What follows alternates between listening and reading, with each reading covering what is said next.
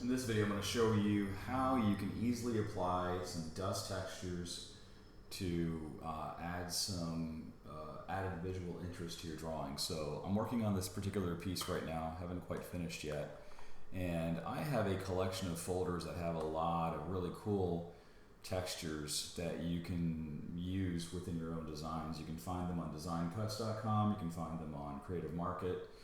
There are a lot of places that sell high resolution textures that you can incorporate within your own designs. So for this particular smoke effect, I'm going to go for a texture that looks something like this. I'm going to drag this onto my Photoshop canvas. You can see the textures appear pretty much everywhere, but I'm not going to use it everywhere. I'm going to use it in the areas that contain smoke and dust. So if I move this up towards the top, it's the areas that contain the smoke for this vehicle that I want to add the dust effect to. So how do I do that? Well, I have my smoke and the car on two separate layers, and I'm just going to use the magic wand tool. With the magic wand tool, you want to make sure that it's set to sample all layers at the top here in order for that to work. And once I've used the magic wand tool, activate my textures, go to the texture layer, hit Command J.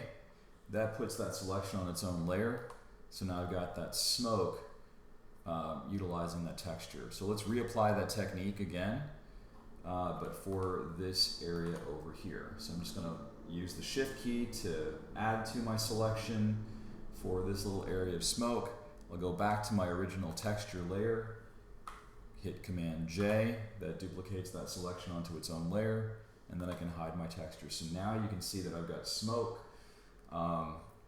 with some dust particles. This has a more organic looking feel. Yeah, I could go in there and I could hit dots all over the place, but I find this to be very useful. So hopefully you found this tip to be of use. It's a really quick one today.